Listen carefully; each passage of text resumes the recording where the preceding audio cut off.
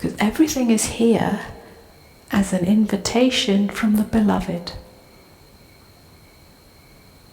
Everything is here as an invitation to openness. Because that's the core of this teaching, is openness. It's not really enlightenment, although it ends up in the same place. It's openness. When there is no more tight fist, when there is only openness. And we'll explore what that is, because when I speak of openness, or write about openness, there's all sorts of ideas of what that means.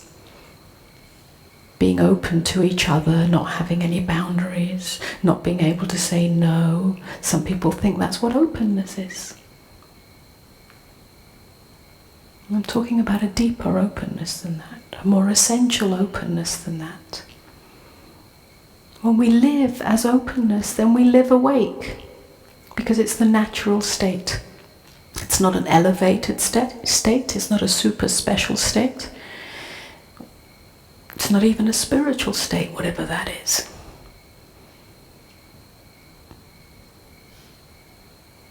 It's the willingness, the tenacity, the capacity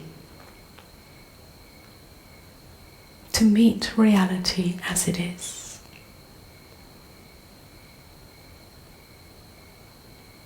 It's the end of resistance.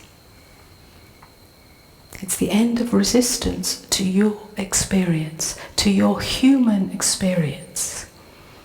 And the human experience inevitably includes loss. It inevitably includes pain. And it inevitably includes heartbreak.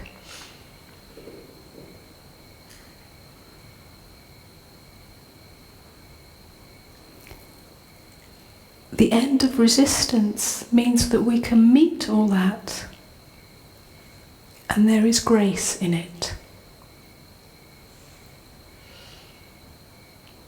There is grace in it because life flows like a river through you as your experience, and there's no resistance to that. Then life is experienced as endless grace. It's graceful. It starts to become ungraceful when we are battling it, when we are in argument with it.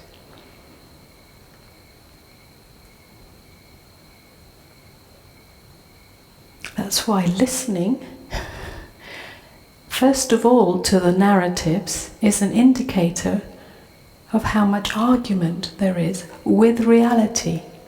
If we can't be honest with that in the first place, then we can't get to the next level, if you like, which is the deeper level. First of all, we have to see the argument and to see how it might be playing out. Sometimes, always, I don't know, you have to find out. When we can admit that we're giving our allegiance to the argument, then something can start to crack open. If we can't even admit that, and then we're attempting spiritual practice, whilst the argument is still raging in the rest of life's experience, then there's no transformation. The argument has to come to an end. And then you won't be concerned about being spiritual or not. It won't have any meaning to it. It doesn't mean anything. It's just a word, it's a concept, it's an idea that divides us from the full depth and breadth of our human experience. When it is met, fully open, fully awake, then there is freedom. To freedom that has nothing to do with an elevated, transcendent state. It may have moments of that. It may sometimes even weave in and out of that. but all states come and go. The only true, lasting state is openness. And openness is what many of us fear the most, because we are seemingly vulnerable in a state of openness. Either we've been open and we've been hurt, so that's proof that being open is dangerous. We've been open, we've been abused. And so on and so on. So openness is very often what we are afraid of, that somebody will take advantage of us, that somebody will tread all over us, that somebody will use us, that somebody will reject us or abandon us, and then we're so open that we can't function in the world.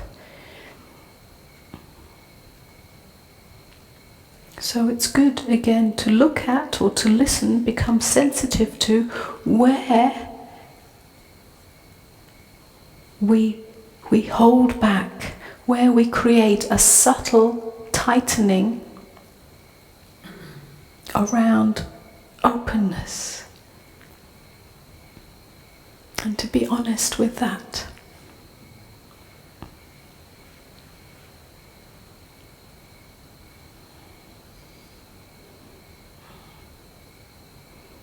But the beauty or the paradox is that openness is where our true strength is. It's where our true power is. It's where our true invincibility is. Because as openness, there's nothing that can be taken away. As openness, you are life itself. You are not separate from life. You are not outside of life, trying to get something from life or trying to push away life. You are life. There's no more separation. So what harm can be done in that?